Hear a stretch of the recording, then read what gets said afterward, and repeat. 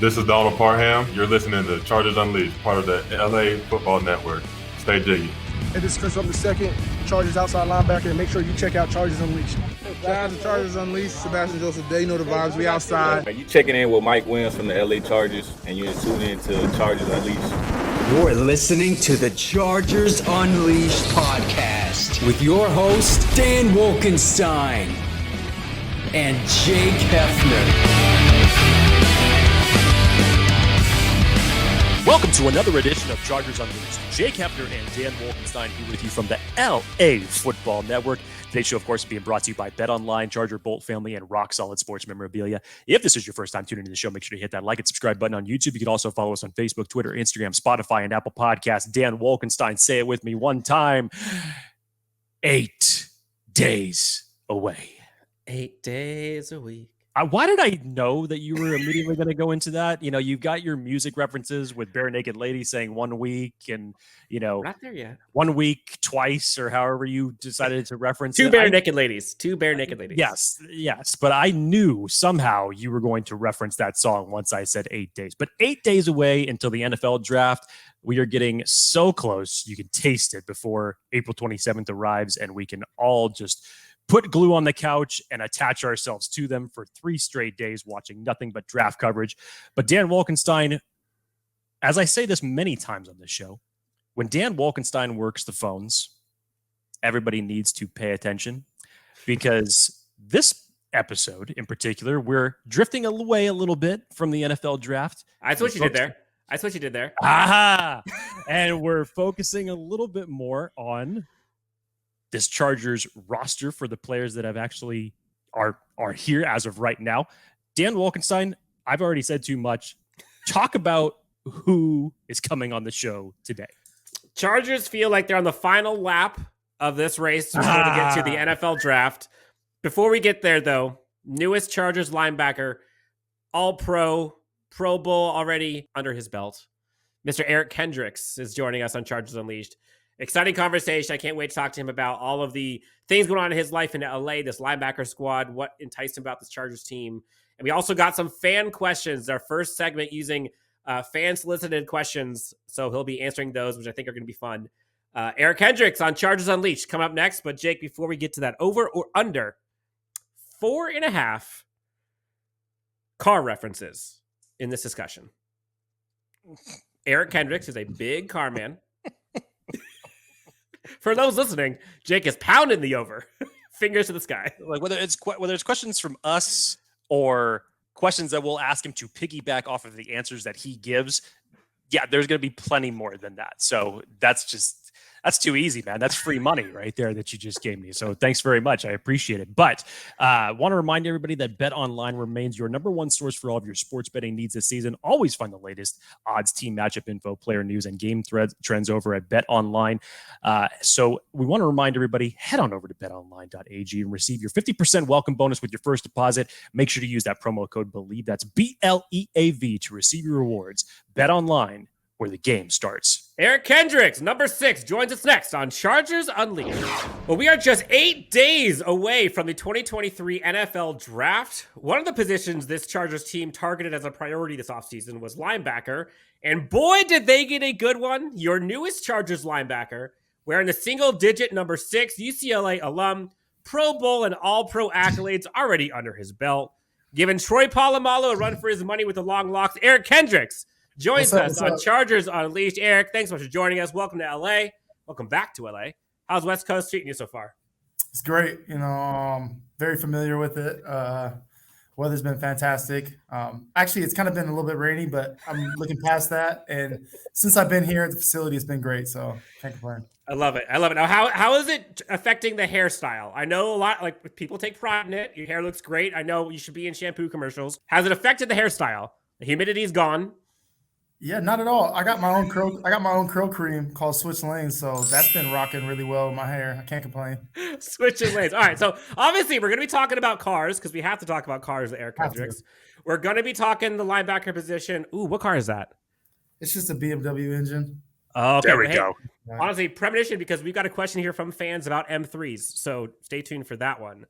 But first and foremost, let's kind of talk about just your overall assessment of this Chargers team? Like, you've played against them in years past. You played against Justin Herbert and Brandon Staley. You've seen this offense and defense kind of up close and personal. What's your assessment of this Chargers defense specifically as it stands currently? And what are some of the areas of improvement that you think you'll be able to help with now that you're on the team? Obviously a very, very talented, very explosive team. I think that, as far as me coming in here and helping out with, I'm just going to just try to do what I do, run the ball, make plays, and just lead. I want to say lead by example, but just lead how I know how to lead, which is just work hard and don't let anything kind of affect my psyche. Just get after it, play after play, and be a consistent player. That's what I want to bring to the team, and I'm looking forward to that opportunity. Was there anything like specifically in terms of like areas for improvement that you noticed, or that maybe talked to the team or the staff or coaching? For me personally, I feel like just stacking off my last year, I want to just have a better season overall as far as in the run game, tackling, and things like that. So that's what I'm looking to help with and improve myself personally. Eric, as you had mentioned earlier this week in your press conference, first conversation that you had with Brandon Staley lasted about 90 minutes long, just talking football. And obviously he has praised the opportunity for adding you to this defense, getting a chance to work with you. Can you kind of take us into some of the particulars of that conversation, just as far as what Coach Staley envisions for you with this team? I think that I think the message was very similar, that the fact that I don't have to come in and do too much. There's leaders on this team, there's playmakers on this team. There's a lot of things that are set up for success, and the addition of my personality type and, what I can bring to the table is only going to help add to that. I don't want to take away from anyone's ability. I just want to help everyone think clearly, communicate as best I can so everyone can be fast and physical and, get it done early and often. Speaking of linebackers, obviously running mate Kenneth Murray, what do you think is going to be the kind of the biggest change, or what do you see as the biggest difference of the linebacking core without you and with you? I don't know. I'm actually not too sure how to answer that question, but I do think that he's headed into year 4. I think it's going to be his best season yet. I love been lifting with him the past couple of days. I've been loving the competition aspect of that and just getting after it together. But I think that we'll be able to push each other and get to that next level of play that we want to get to in order for this thing to go the way we want to go to. So I'm excited for the opportunity to play next to him. We've already got along as far as our love for cars and things like that. So I think that everything's going to take care of itself. Do you take on like the mentor? Like, do you take that personally? Like, do you feel that way? Are you kind of just like one of the guys? Like, what's your, I guess, persona with the linebacker? Because Kenneth Murray's gone through some stuff.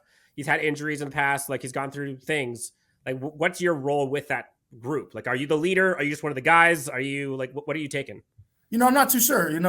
I think that obviously my experience is, I feel like, this is my 9th season playing, so you can't argue with the things I've seen and the situations I've been in. But in the same breath, he's been in the league for 4 years, so he kind of knows what works for him and things that, he's been through injuries. He's been, ups and downs. He's been in the playoffs, so like he has his own, skill set and experience to draw from. But I also have mine. And I think that, through my experience in the NFL, veterans who came on the squad and potentially left, they always brought a different aspect that improved my game and, things that I can learn from, things that maybe they can learn from me. And that's all I'm looking for. I'm just looking for, us to come in each day and attack and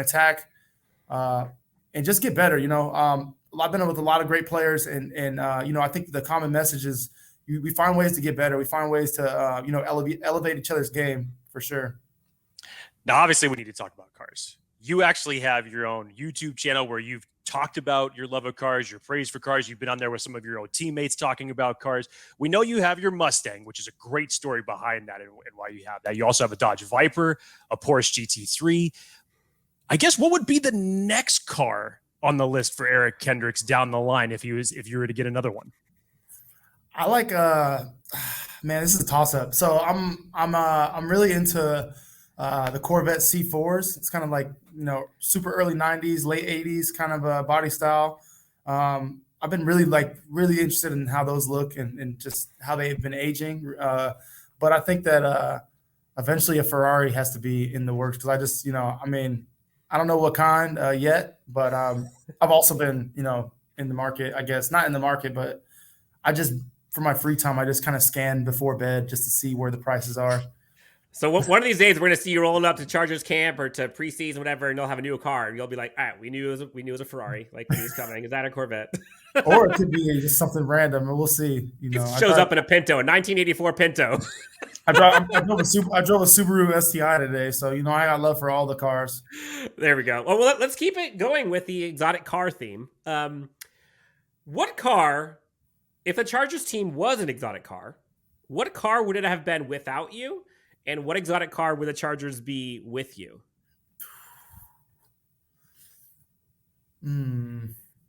Without me, I don't even know. I'm not even gonna answer that. I would just say with. It's kind of a tough question. I would say with me. Let's be just a Porsche Turbo S. Just the new 992 style. You got that. You got the turbo that kicks in. Late in the power band. And also I think that it's just the durability and the precision. I would say that. So let's just go with that. I feel like you can't go wrong with the Porsche. It's arguably one of the better car brands out there. So let's go with that. And I got to ask you, what's the most obscure interview question you've gotten?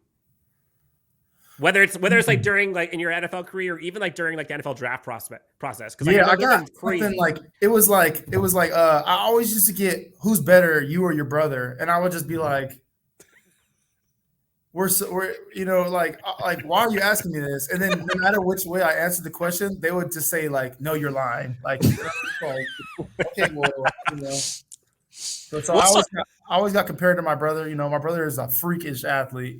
He's one of the freakiest athletes I've ever been around. So, just getting beat up by him my whole life growing up, it's obviously led me to where I'm at today. Now, piggybacking back to your family a little bit, because you as being California native, you went to high school in Fresno, playing your college ball at UCLA, and now returning to the Sunshine State to play for the Chargers. I know you had said that you obviously didn't pick the Chargers for their amenities in LA, and you're also going to be wearing your number 6, which you donned at UCLA, and great, it's a fantastic story how you ended up getting that number back from Dustin Hopkins, by the way. But I wanted just to ask, what an opportunity like this means to you on a personal level, kind of having your career return to its California roots? Yeah, to be honest with you, like that was my first time entering free agency, and it was an emotional time for me. I didn't know what was going to happen. I didn't know where I was going to end up. I wanted to be on a good team that was a contender, with a good quarterback, and it was just kind of like there was a couple days where I just had no idea, but I think that just having that faith in the work that I put in and just how I live my life, that it's only right that the stars would align kind of like, seamlessly. And, it wasn't really seamless, or it didn't feel seamless, but, now that I'm taking a step back from it and I'm seeing where I'm at, I'm surrounded by tons of family and friends. I have my support system out here whenever I need them, but obviously, I'm very familiar with the area. I'm back at number 6. It's just everything is just starting to feel so right. And, now I'm just so motivated to, put on for the city that I played in college for. That's got to be a song that comes out during pregame, put on for my city. Question for you, Gil, before we get into the fan questions. We submitted some requests for some fan questions, got some good ones. We'll ask you here in a second. I was at the game 2 years ago when he picked off Justin Herbert, that diving one that absolutely crushed my soul that day. You have seen Justin Herbert. You've talked to Brandon Staley now for a bit. Like, what is your assessment on those two specifically? Why are you more or less okay hitching your wagon to those guys? Like, what do they bring that you thought were going to be kind of keys for you in the season? I think it just all comes down to attitude, and the way they attack things, just having that conversations with Headman. I think that we align as far as how we see things, our practice habits, being smart in certain situations and then hammering it, and other situations being aggressive and reckless. But I think that, it's a balance between that and, just the confidence. I feel like, you look at a quarterback like Justin Herbert and, he's not scared to make any type of throw. And I think that, as far as me watching quarterbacks and how I analyze them, I think that the good ones, the best ones, they make those throws. They make those tight throws, and those ones that you're kind of like, ooh, okay, we're good. Like, they're not afraid to throw it. And, That's what it's going to take in those close games where, it's a nail biter and it's fourth quarter, and you're going to need a throw and a catch that are just out of this world to extend the drive and win the game. So that's what I got to say about that. All right, last one. Here we go. We got fan questions. It's going to be a fun one. New segment we're trying out this year. Jake and I will go kind of one-to-one. We got 3 of them total for you here, Eric. First one comes from Gabrielle Caldera at GABECSD on Twitter. How did Mike Zimmer philosophy and coaching create a top defense every year he coached? It was the level of detail, the level of detail, and it was the consistency. And I think that just coming after it every day and attacking it, but also nothing like no one was bigger than each other. No one was bigger than anybody else on the defense. It was like we all needed to be playing at our highest level in order for each other person to have success. I think that was a really good thing that we did. This next one's from Jeff. Have there been any other players that you have given advice to and have shared your knowledge really helping them grow better as a player? And whether that's you coming in now, obviously talking to players like Kenneth Murray, or from your previous time in Minnesota? Man, I think this is an important thing that I feel like veterans need to grasp onto, is the fact that, I was brought in by a great vet in Chad Greenway. I was just talking to this in the locker room yesterday, but Chad Greenway brought me into the football world as like any question I had, whether it was dumb or an intelligent, high level question, he was willing to give me the answer that he thought was best and like how he viewed it, and he didn't hold anything back. And I think that's not by some people I feel like get nervous and they don't want to share information because they feel like it's going to hinder them. Where it's like I don't ever feel that way. I feel like I'm an open book. If you want to know something, I'm gonna give you my honest reaction and answer to that. And, me giving you information is never going to take away from me. I feel like as long as I'm handling my business, I'll be successful. And I want you to be successful as well, no matter what you do. So I think that's the approach I take. And if anybody has anything they want to ask me, I mean, a lot of these people know what they're doing too. So, I don't know everything. So, I'm definitely an open book though. I love it. All right. Grendel Rage at Grendel Rage on Twitter asks, what was your favorite tackle ever? And who are you looking forward to tackling the most in the AFC West? My favorite tackle ever, I think, was my rookie year. Either rookie year or second year. I think rookie year, it was in the NFC Championship game. We were playing against Green Bay, and I was running all the way across the field. It was Eddie Lacy was the ball carrier, and he turned the sideline, and I think he got like tackled low, and he kind of spun. But I was running all the way across the field, like trying to make a hustle play. And right before he stepped out of bounds, he turned around and he kind of was like there for me to hit just square. And it was in bounds and it was legal. And I teed him up. And then their whole sideline was pissed because they thought I was late and everything like that. But, Eddie Lacy was a bruiser. So, I had to get my lick back somehow. So it was a clean hit. He was healthy and okay. So, it was fine. Did you bounce back or did he bounce back? It probably hurt me worse than it hurt him, honestly. All right. And then last question here. We got to end on cars because we talked about the M3 earlier. Someone asked here, let's see, at AN Original with 3 L's. Eric, what's your favorite M3? That's crazy because listen. I'm not a big BMW person, but like I do love certain BMWs and M3s. And I was just telling somebody like the E92 I was driving with actually a E46 this past E46 M3 this past weekend, which I loved. It was amazing, great looking car.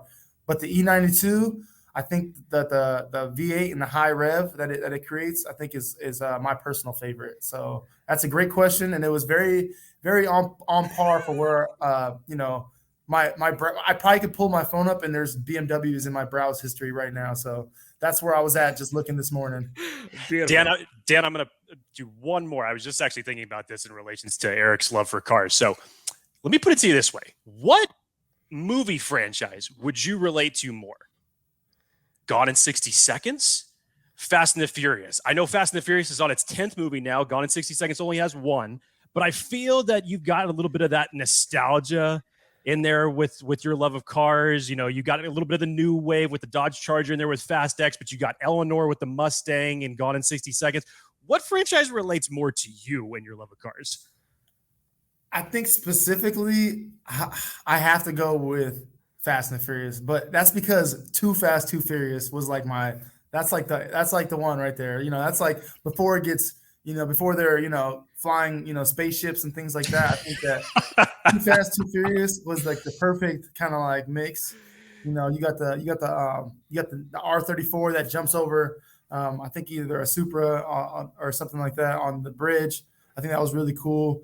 It was just, you know, that's like my era of like Japanese sports cars for sure. Shout out to the soundtrack and Ludacris. Love that one. Eric, thank you so much for joining us, man. This has been a ton of fun. I know this went a little different with all the questions that we got from fans and about cars, but so grateful to see you on this team. Excited to see how you perform with the squad come August, September, and hopefully into January. Anything else you want to tell the Bolt fam before you head out of here? No, those questions were great. You know, I'm excited to put on and play for y'all. So look out for that number 6 flying around with the hair coming out the helmet, and I'm excited for that. And let's get after it. I love it, Eric. Thank you so much for joining us. We'll talk to you soon. Friend of the show, Eric Kendricks. Join Chargers Unleashed. Thank you so much. Thanks, Eric. Things